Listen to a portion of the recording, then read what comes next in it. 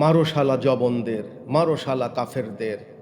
আবার হিন্দু মুসলমানে কাণ্ড বাঁধিয়া গিয়াছে। প্রথমে কথা কাটাকাটি, তারপর মাথা ফাটাফাটি আরম্ভ হইয়া গেল। আল্লাহর এবং মা কালীর প্রেস্টিজ রক্ষার জন্য যাহারা এতক্ষণ মাতাল হইয়া চিৎকার করিতেছিল, তাহারাই যখন মার খাইয়া পড়িয়া যাইতে লাগিল, দেখিলাম তখন আর তাহারা আল্লাহ মিয়া বা কালী ঠাকুরানীর নাম লইতেছে না। হিন্দু মুসলমান পাশাপাশি পড়িয়া থাকিয়া এক ভাষায় আর্তনাদ করিতেছে, বাবা গো মা গো। মাতৃপরিত্যক্ত দুটি বিভিন্ন ধর্মের শিশু যেমন করিয়া এক স্বরে কাঁদিয়া তাহাদের মাকে ডাকে। দেখিলাম হত আহতদের ক্রন্দনে মসজিদ টলিল না, মন্দিরের পাষাণ দেবতা সাড়া দিল না। শুধু নির্বোধ মানুষের রক্তে তাহাদের বেদী চিরকলঙ্কিত হইয়া রহিল। মন্দির মসজিদের ললাটে লেখা, এই রক্ত কলঙ্ক রেখা কে মুছিয়া ফেলিবে বীর। ভবিষ্যৎ তাহার জন্য প্রস্তুত হইতেছে। সেই রুদ্র আসিতেছেন, যিনি ধর্ম মাতালদের আড্ডা ওই মন্দির মসজিদ গির্জা ভাঙ্গিয়া সকল মানুষকে এক আকাশের গম্বুজ তলে লইয়া আসিবেন। জানি স্রষ্টার আপনি মোরল প্রাইভেট সেক্রেটারিরা হ্যাট খুলিয়া টুপি তুলিয়া টিকি নাচাইয়া আমায় তাড়না করিবে, তবু ইহাদের পতন হইবে। ইহারা ধর্ম মাতাল, ইহারা সত্যের আলো পান করে নাই, শাস্ত্রের অ্যালকাহল পান করিয়াছে। পুসিফুট জনসন মাতালদের বিরুদ্ধে অভিযান করিয়া বহু মার খাইয়াছেন।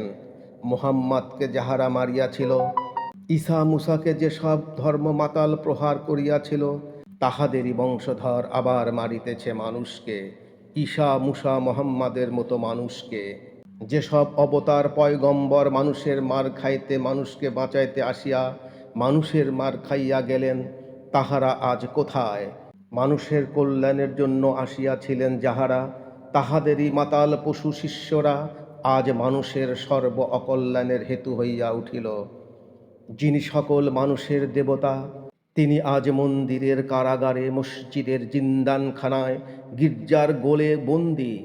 মোল্লা পুরুত পাদ্রী ভিক্ষু জেল ওয়ার্ডের মতো তাহাকে পাহারা দিতেছে। আজ শয়তান বসিয়াছে স্রষ্টার সিংহাসনে। এক স্থানে দেখিলাম ৪৯ জন ভদ্র অভদ্র হিন্দু মিলিয়া একজন শীর্ণকার মুসলমান মজুরকে নির্মমভাবে প্রহার করিতেছে। আর এক স্থানে দেখিলাম প্রায় ওই সংখ্যক মুসলমান মিলিয়া একজন দুর্বল হিন্দুকে পশুর মতো মারিতেছে। দুই পশুর হাতে মার খাইতেছে দুর্বল অসহায় মানুষ। ইহারা মানুষকে মারিতেছে যেমন করিয়া বুনো জঙ্গলি বর্বরেরা শুকুরকে খোঁচাইয়া মারে। উহাদের মুখের দিকে তাকাইয়া দেখিলাম উহাদের প্রত্যেকের মুখ শয়তানের চেয়েও বিভৎস, শুকুরের চেয়েও কুৎসিত। হিংসায় কদর্যতায় উহাদের গাত্রে অনন্ত নরকের দুর্গন্ধ। উহাদের দুই দলেরই নেতা একজন, তাহার আসল নাম শয়তান।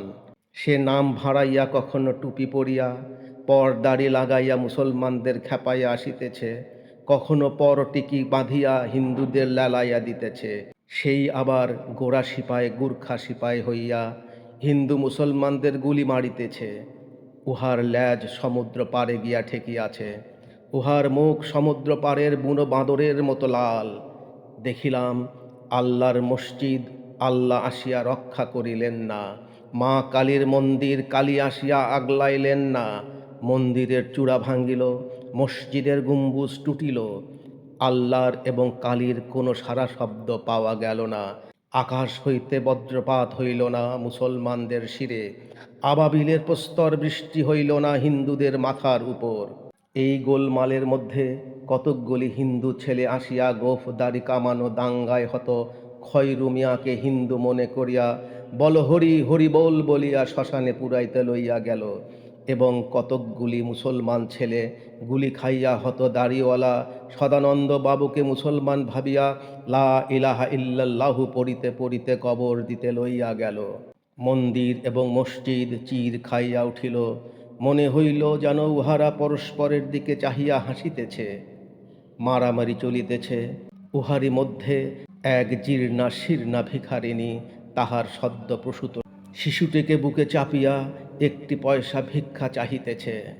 শিশুটির তখনও নাড়ি কাটা হয় নাই, অসহায় ক্ষীণ কণ্ঠে সে যেন এই দুঃখের পৃথিবীতে আসার প্রতিবাদ করিতেছিল।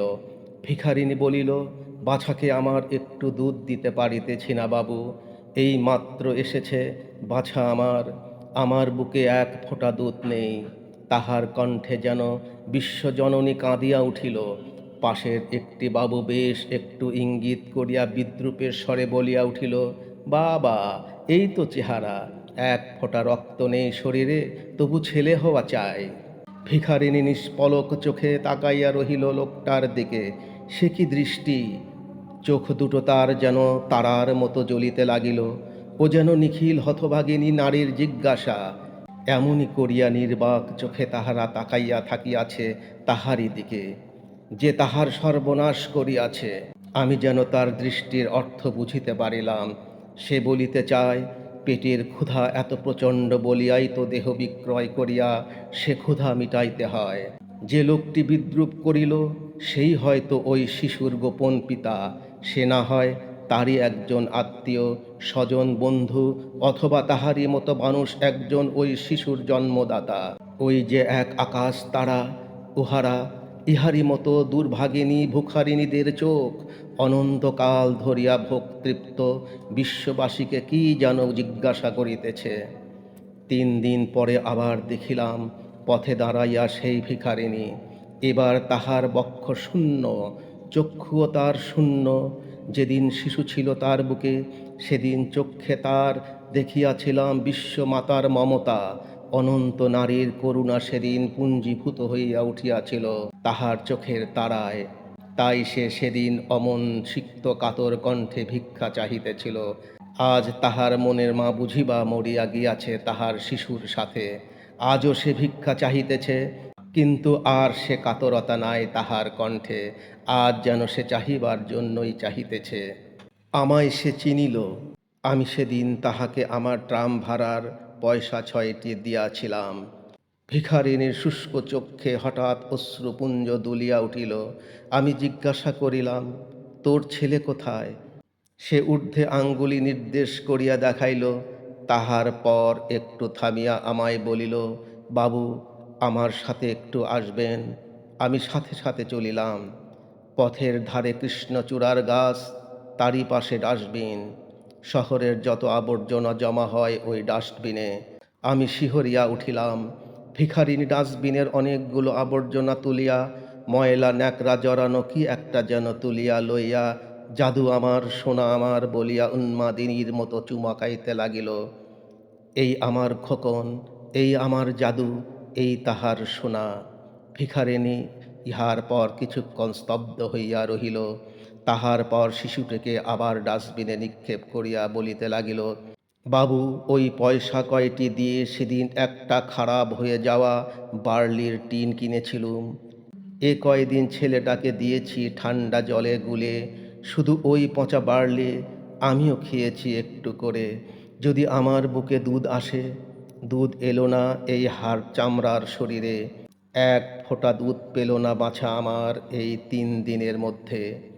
শেষে আর বার্লিও দিতে পারলুম না। আজ সে চলে গেল। ভালোই হয়েছে, বাছা আমার এবার খুব বড় লোকের ঘরে জন্মায় যেন, একটু পেটে দুধ খেয়ে বাঁচবে। চলে গেল ভিখারিণী আবার ভিক্ষা মাংতে।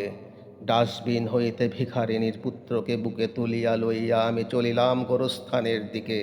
কাল এমনি করিয়া প্রতি বছর বাংলার 10 লক্ষ সন্তানের মরা লাশ বুকে ধরিয়া চলিতেছে শ্মশানের পানে গোরস্থানের পথে।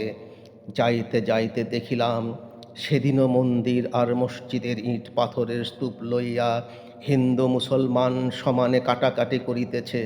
শিশুর লাশ কোলে আমি বহুক্ষণ সেখানে দাঁড়াইয়া রহিলাম। শিশুর লাশ যেন একটা প্রতিকার প্রার্থনা, একটা কৈফিয়ত তলবের মতো দেখাইতে লাগিল। ধর্ম মদান্ধদের তখন শিশুর লাশের দিকে তাকাইয়া দেখিবার অবসর ছিল না। তাহারা তখন ইট পাথর লইয়া বীভৎস মাতলামি শুরু করিয়া দিয়াছে। এমনি করিয়া যুগে যুগে ইহারা মানুষকে অবহেলা করিয়া ইট পাথর লইয়া মাতামাতি করিয়াছে। মানুষ মারিয়া ইট পাথর বাঁচাইয়াছে। বৎসরের পর বৎসর ধরিয়া বঙ্গজননী তাহার 10 লক্ষ অনাহার জীর্ণ রোগ শীর্ণ অকাল মৃত সন্তানের লাশ লইয়া ইহাদের পাশ দিয়া চলিয়া যাইতেছেন, ইহাদের ভ্রুক্ষেপ নাই। ইহারা মানুষের চেয়ে ইট পাথরকে বেশি পবিত্র মনে করে। ইহারা ইট পূজা করে, ইহারা পাথর পূজারী। ভূতে পাওয়ার মতো ইহাদের মন্দিরে পাইয়াছে, ইহাদের মসজিদে পাইয়াছে, ইহাদের বহু দুঃখ ভোগ করিতে হইবে। যে 10 লক্ষ মানুষ প্রতি বছর মরিতেছে শুধু বাংলায়, তাহারা শুধু হিন্দু নয়, তাহারা শুধু মুসলমান নয়, তাহারা মানুষ, স্রষ্টার প্রিয় সৃষ্টি। মানুষের কল্যাণের জন্য ওই সব ভোজনালয়ের সৃষ্টি। ভোজনালয়ের মঙ্গলের জন্য মানুষ সৃষ্টি হয় নাই। আজ যদি আমাদের মাতলামির দরুন ওই ভোজনালয়েই মানুষের অকল্যাণের হেতু হইয়া উঠে, যাহার হওয়া উচিত ছিল স্বর্গমত্তের সেতু, তবে ভাঙ্গিয়া ফেলো ওই মন্দির মসজিদ। সকল মানুষ আসিয়া দাঁড়াইয়া বাঁচুক এক আকাশের ছত্রতলে, এক চন্দ্র সূর্য তারা জ্বালা মহামন্দিরের আঙ্গিনা তলে। মানুষ তাহার পবিত্র পায়ে দলা মাটি দিয়া তৈরি করিল ইট, রচনা করিল মন্দির মসজিদ। সেই মন্দির মসজিদের 2টা ইট খসিয়া পড়িল বলিয়া তাহার জন্য 200 মানুষের মাথা খসিয়া পড়িবে। যে এ কথা বলে, আগে তাহারই বিচার হোক। 2টা ইটের ঋণ যদি 200 মানুষের মাথা দিয়া পরিশোধ করিতে হয়, তবে বাঙালি জাতির যে এই বিপুল দেহ মন্দির হইতে 10 লক্ষ করিয়া মানুষ খসিয়া পড়িতেছে প্রতি বছরের শোষণ দৈত্যের পেছনে, এই মহাঋণের পরিশোধ হইবে কত লক্ষ মানুষের মাথা দিয়া। মন্দির মসজিদের চূড়া আবার গড়িয়া উঠিবে এই মানুষেরই পায়ে দলা মাটি দিয়া, পবিত্র হইয়া উঠিবে এই মানুষেরই শ্রমের পবিত্রতা দিয়া। শুধু তাহারাই আর ফিরিয়া আসিবে না, যাহারা পাইল না একটু আলো, একটু বাতাস, 1 ফোঁটা ওষুধ, 2 চামচ জল বাড়লি, যাহারা তিলে তিলে মরিয়া জাতির হৃদয়হীনতার প্রায়শ্চিত্ত করিতেছে, যাহাদের মৃত্যুর মধ্য দিয়া সমগ্র জাতি মরিতেছে তিলে তিলে। আমি ভাবি, যখন রোগ শীর্ণ জরা জীর্ণ অনাহার ক্লিষ্ট বিবস্ত্র বুভুক্ষ সর্বহারা ভুখারীদের 10 লক্ষ করিয়া লাশ দিনের পর দিন ধরিয়া ওই মন্দির মসজিদের পাশ দিয়া চলিয়া যায়, তখন ধসিয়া পড়ে না কেন মানুষের ওই নিরর্থক ভোজনালয়গুলো? কেন সে ভূমিকম্প আসে না পৃথিবীতে? কেন আসে না সেই রুদ্র, যিনি মানুষ সমাজের শিয়াল কুকুরের আড্ডা ওই ভোজনালয়গুলো ফেলবেন গুঁড়িয়ে, দেবেন মানুষের ট্রেডমার্কার চিহ্ন ওই টিকি টুপিওয়ালা উড়িয়ে? মন্দির মসজিদের সামনে বাজনা বাজাইলে হয় তার প্রতিকার, আসে তার জন্য মুদ্রা হাজার হাজার, আসে তার জন্য ছাপ্পর ফুঁড়িয়া নেতার দল, গোভাগারে শকুনি পড়ার মতো। শুধু 10 লক্ষ লাশের আর প্রতিকার হইল না। মানুষের পশু প্রবৃত্তির সুবিধা লইয়া ধর্মমদান্ধদের নাচাইয়া কত কাপুরুষই না আজ মহাপুরুষ হইয়া গেল। সকল কালে সকল দেশে সকল লাভ লোভকে জয় করিয়াছে তরুণ। ওগো বাংলার তরুণের দল, ওগো আমার আগুন খেলার নির্ভীক ভাইরা, ওই 10 লক্ষ অকাল মৃত্যুর লাশ তোমাদের দুয়ারে দাঁড়াইয়া তারা প্রতিকার চায়। তোমরা ওই শকুনিদের দলের নও, তোমরা আগুনের শিখা, তোমাদের জাতি নাই, তোমরা আলোর, তোমরা গানের, তোমরা কল্যাণের, তোমরা বাহিরে এসো। এই দুর্দিনে তারাও ওই গোভাগারে পড়া শকুনি দলকে। আমি শুনিতেছি মসজিদের আজান আর মন্দিরের শঙ্খধ্বনি, তাহা একসাথে উত্থিত হইতেছে ঊর্ধ্বে স্রষ্টার সিংহাসনের পানে। আমি দেখিতেছি সারা আকাশ যেন খুশি হইয়া উঠিতেছে।